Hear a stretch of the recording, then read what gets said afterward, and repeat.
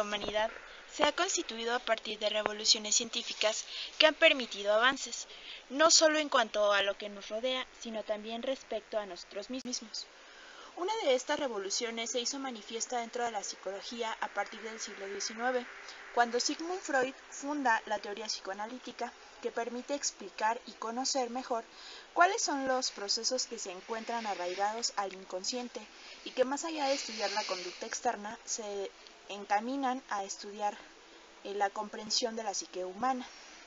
El psicoanálisis tiene su origen a partir del trabajo realizado por Sigmund Freud y Joseph Breuer, quienes estuvieron interesados en utilizar el método de la hipnosis como alternativa para dar atención a los pacientes que padecían histeria.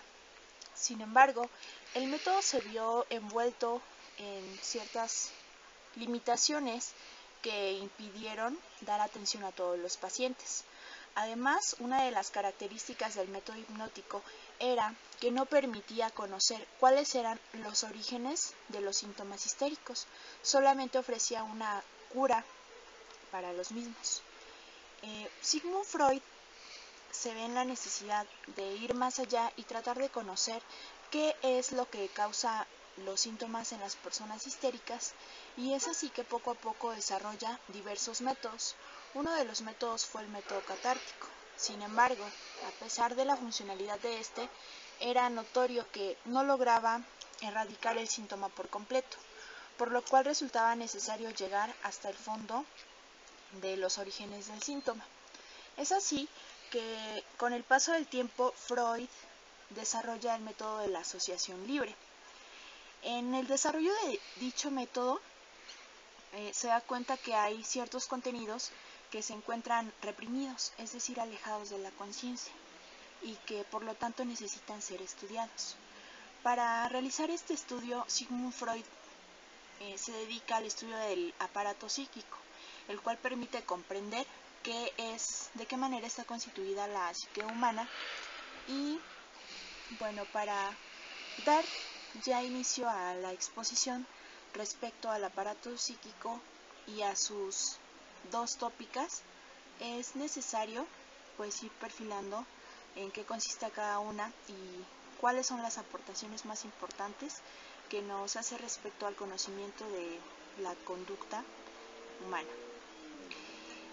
Para tal efecto, presentaremos en esta ocasión en qué consiste cada una de las dos tópicas a partir de las cuales se constituye el estudio del aparato psíquico.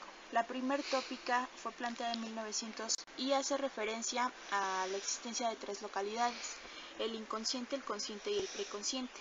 Y la segunda tópica, que no se desarrolla de manera aislada, sino más bien es un proceso que se lleva a cabo de manera simultánea, refiere a la existencia del ello, el yo y el superyo. Es así que a continuación mis compañeros Islene Ávila, Luis Fernando Caján y María José Padilla y una servidora, Marietza Alvarado, vamos a explicarles en qué consiste cada una de estas tópicas, esperando que con la explicación se logre clarificar y comprender mejor cuál fue el trabajo realizado por Freud.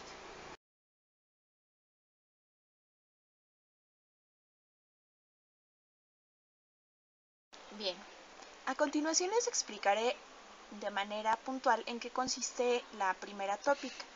La primera tópica también se denomina modelo tópico y corresponde a la clasificación en tres localidades, que son inconsciente, consciente y preconsciente. El inconsciente es aquella localidad en la cual todos los recuerdos traumáticos han sido reprimidos. Corresponde a las representaciones reprimidas durante el desarrollo psicosexual de los niños. El inconsciente se encuentra regido por el principio de placer. El principio de placer nos manifiesta que el ser siempre va a estar buscando la satisfacción de sus necesidades. Sin embargo, en esta parte inconsciente, pues es necesario destacar que las pulsiones pueden ser tanto positivas como negativas y que por lo tanto pues no pueden manifestarse de manera directa, pues podría ocasionar la muerte. En el inconsciente, todas las representaciones que se hallan almacenadas corresponden a procesos primarios más que a procesos secundarios. Y también en el inconsciente pues se haya alejado todo aquello que no puede hacerse manifiesto de manera consciente. Posteriormente, la siguiente división hace referencia al preconsciente. El preconsciente pues se encuentra representado esencialmente por todas aquellas funciones o representaciones que, si bien es cierto no podemos tener presentes en todo momento, pues se hacen manifiestas a partir de los procesos de evocación que corresponden a la memoria. Y finalmente pues tenemos al consciente, y su objeto es la representación psíquica de la percepción, de la estimulación. La parte consciente se hace manifiesta cuando nosotros nos encontramos en estado de vigilia, y pues es importante destacar que tanto el preconsciente y el consciente se encuentran regulados por normas sociales, y que a partir de estas normas pues se impide que los procesos o lo almacenado en el inconsciente se haga consciente.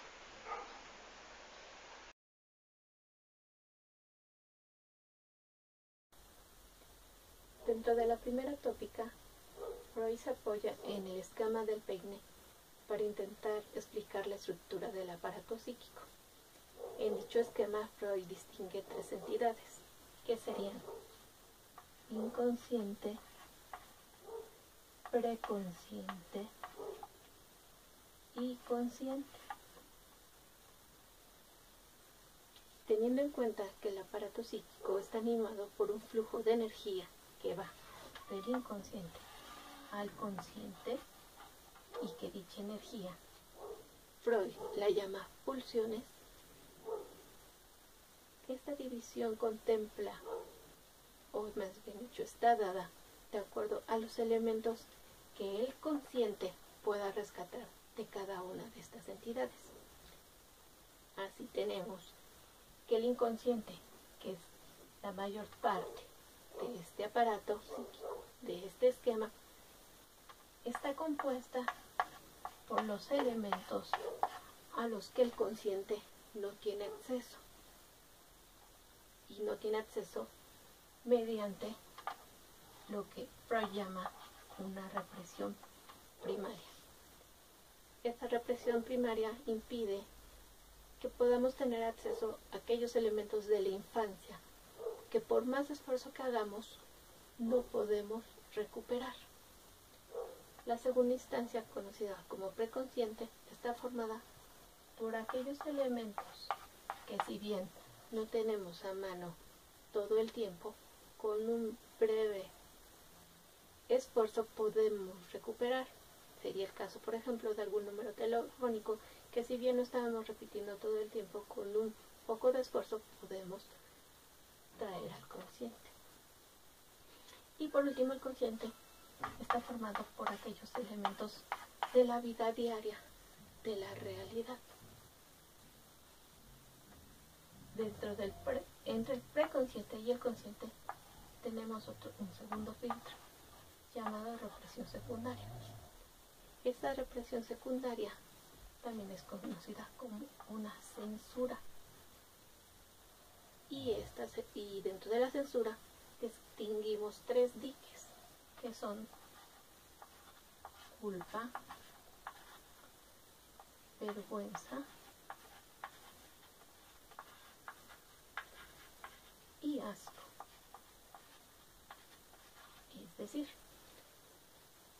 ¿por qué el consciente no puede tener acceso a los elementos del inconsciente? Porque esos elementos, si pasaran tal cual son al consciente, no podríamos manejarlos, serían muy difíciles. De ahí que quizás algunos elementos puedan pasar al preconsciente, pero disfrazados. Disfrazados, por ejemplo, en los sueños, como situaciones que son sin sentido. Es decir, hay un sentido, no hay un sentido. Pasan totalmente caóticos. Del preconsciente al consciente pudieran llegar a pasar y pudieran pasar a través de un trabajo psicoanalítico. Es decir, por sí solos no pueden pasar, nosotros tenemos que ayudarlos, meditar. Digamos que en el caso del número telefónico sí tenemos que hacer un determinado trabajo para poder retomarlos. Como comentábamos, el aparato psíquico está animado, impulsado por un flujo de energía llamado pulsiones. Es decir, el aparato psíquico siempre está en movimiento. De ahí que estas flechas nos representen que este aparato es circular, cilíndrico, no para, siempre hay movimiento. De parar, entonces, sería la muerte. Si no hay movimiento, no hay vida.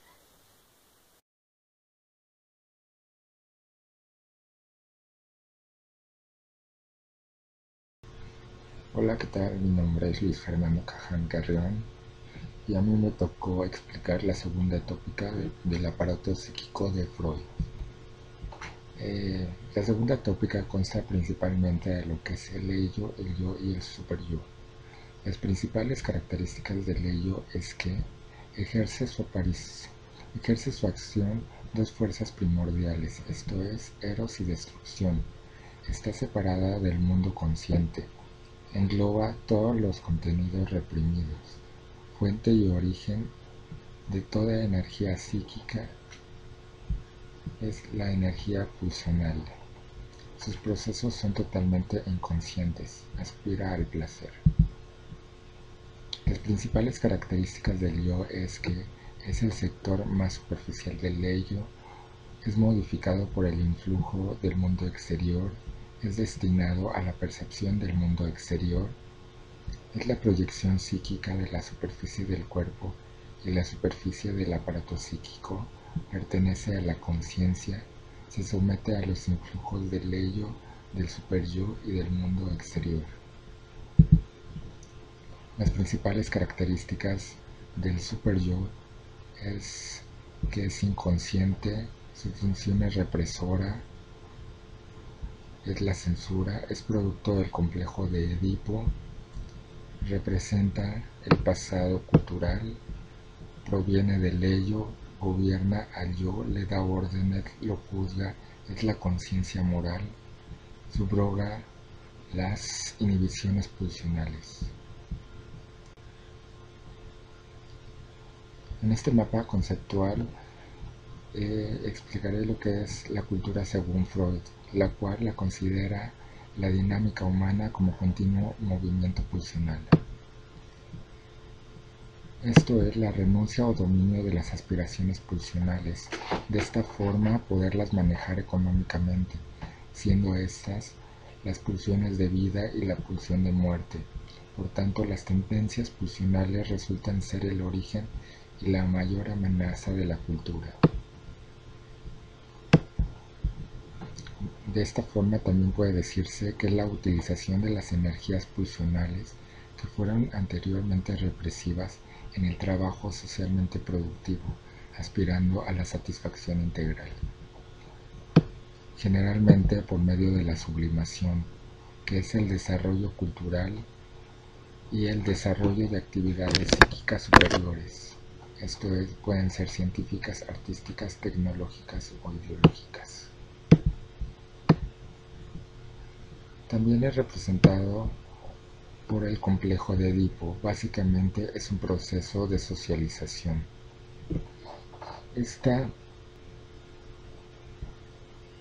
En esta etapa es la que ingresan entidades psíquicas como el yo placer, el superyo y el género.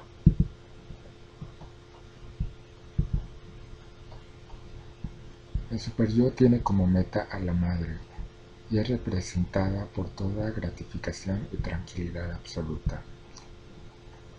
Esta meta se ve coartada por el padre y encarna la ambivalencia de odio y amor. Odio por la prohibición a la satisfacción a la madre y el amor por la promesa de llegar algún día a la satisfacción cuando se haya llegado a ser como él. Es por lo tanto un modelo a imitar. Esta renuncia a identificación e introyección transforman un manojo de impulsos en un ser social de pleno derecho.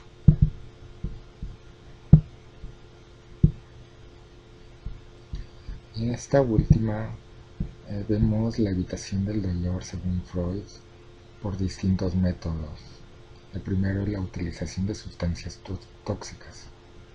Es un placer por un muy breve espacio de tiempo. El yoga y técnicas orientales, esto es, aprender a gobernar las propias aspiraciones pulsionales y dominarlas. La sublimación, esto es, por el trabajo intelectual o, en su defecto, el trabajo ordinario y la producción de bienes sociales, incluyendo poco aquellas que trabajan forzados a ellos, es decir, a los que no les gusta su trabajo. La otra es la fantasía, que es fantasear una realidad distinta. La religión es la elaboración ilusoria de un mundo perfecto. El amor es la satisfacción en el amar y ser amado. El goce estético, que es la contemplación de la belleza. El método a escoger depende directamente de la constitución libidinal particular. Por mi parte es todo y un saludo a todas mis compañeras y a la tutora Cristian y Cristina. Hasta pronto.